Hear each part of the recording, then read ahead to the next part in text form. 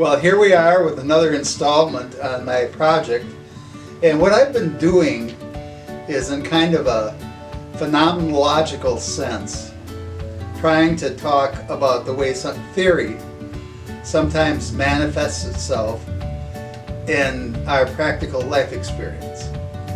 And what I'm very interested in now is I've experienced some change in my life. And what I've been giving other videos where I've talked about my lifetime struggle with my weight and my compulsive overeating. But 8 days ago, I switched to being a vegetarian. I had done this one time before for about a year, and there are a lot of really good reasons for doing it. And some of them are ideological.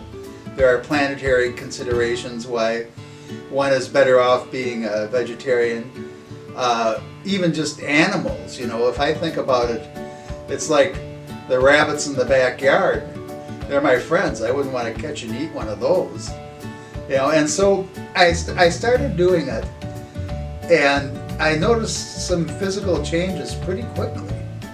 And like I said, I've been walking around with a couple of canes for the last couple of years, but for the last several days, there's been a noticeable increase in mobility.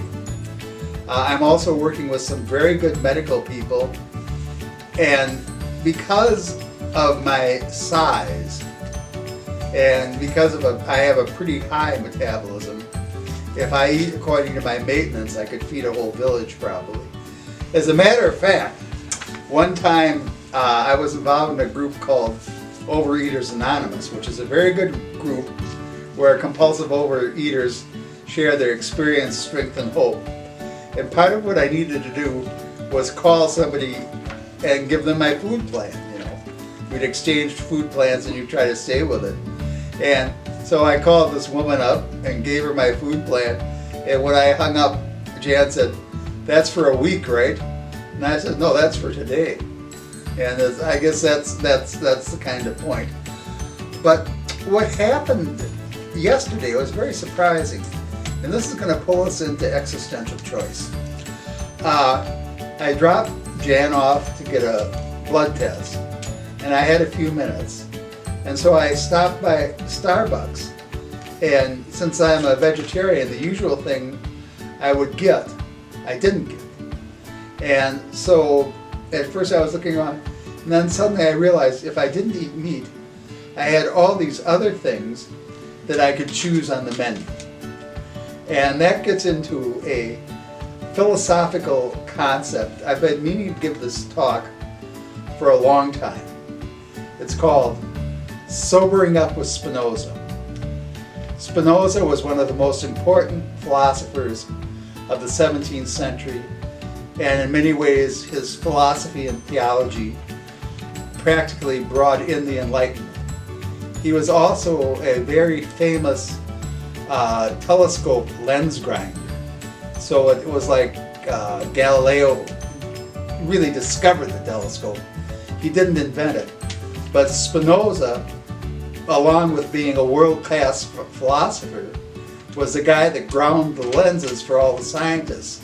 Because that was a time when science and philosophy didn't suffer from this schismatic disjunction, which they have now, where scientists will say, they'll do the old Werner von Braun thing. He was a Nazi who ran the American space program after the Second World War, and his reaction to being part of the Nazi party and all the things was he wasn't political. He just shot the rockets up, and that led to a very famous song, "Hypocritical, no, I'm apolitical. I just shoot the rockets up. I don't care where they come down." But anyway, the way I got into the Spinoza idea of freedom was originally my father had me read a book probably when I was 17 or 18 by Somerset Maugham called A Human Bondage. And it's a long book set in pre-1900 Britain about a young man with a club foot who goes through all kinds of different occupations trying to find himself in a struggle for meaning in his life. And I think my father knew, even though he was going to desert me, that I was facing a certain struggle like that. But in the first line of the book, it quotes Spinoza and saying you have to give up something in order to be free. And sometimes it's to give up your particular passion. So we're going to jump ahead about 20 years, and it's 1971. I'm teaching a free university course at UW-Madison. And that was a time when the energy of the 60s was running very high. And you could just create a syllabus and take it to somebody at the University of Wisconsin-Madison, and you could teach a course. And so I taught a course on Hermann Hesse, a philosopher and a writer, Nobel Peace Prize winner, who's still very significant to me. But I had these guys in this room, in the humanities building, all big, hulking, kind of drunken ex-athletes, and me too. And we had these gallon beer bottles. They were emptying this beer and talking about Hermann Hesse and Spinoza.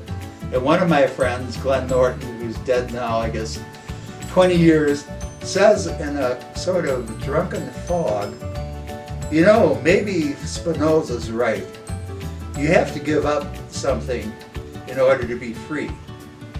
And I thought, waking up not too many mornings later, I thought, well, maybe I'll quit drinking. And so when I did, I found I was more free, because suddenly, if it's just a choice between getting drunk or not getting drunk, that's not a very good choice if you're miserable. But if it's a choice between getting drunk and making a film, or giving a lecture, or going in depth with Hermann Hesse like I did, then suddenly your choices get better. And it's like a bad choice can preclude all other choices, and a good choice can open opportunities to you. One of the trajectories that came out of this was I carried a literary survival kit with me when I was walking across the floor of hell, which is what I call the drunken period of my life, which was really pretty much 13 to age 26. And in that survival kit, there was this literature. There was literature would sort of, I could listen to Simon and Garfunkel, and I could say, I am a rock, I am an island. I could take music and it would express a poetic kind of a feeling, emotion I didn't have words to describe. And you can imagine how happy I am that Bob Dylan won the Nobel Prize for literature. I mean, I had a woman in my life at the time, she's still in my life. She hates me and loves me. But anyway, there's this line from one of the Dylan songs which says, if you could just, for one moment, walk inside my shoes and see what a drag it is just seeing you. And so that was one way that I could express the complexity of the feeling that I had. Well, as I started doing this, I was sort of awakened in a study of literature. And it turned out, now I mentioned Spinoza and freedom. Now I'm going to jump ahead to Hermann Hesse and talk about an author who experienced transformative aspects of his life. He also wrote a book called Steppenwolf, which a rock group took the name from. And if you ever hear Goddamn the Pusher Man, it's one of the most powerful anti-drug songs you'll ever hear. Check on the soundtrack from Easy Rider, another thing you should probably watch. But anyway, I got interested in the fact that Hermann Hesse had an editorial connection with Ezra Pound. And Ezra Pound had also an editorial collection with another poet that people don't study very much anymore, but probably should. T.S. Eliot, who wrote The Wasteland. And some rock group probably has picked up this lyric. This is the way the world ends. This is the way the world ends. Not with a bang, but with a whimper. and then you'd hear the Doors screaming, "We want the world and we want it now." But I noticed a literary influence between Ezra Pound, T.S. Eliot, and Hermann Hesse.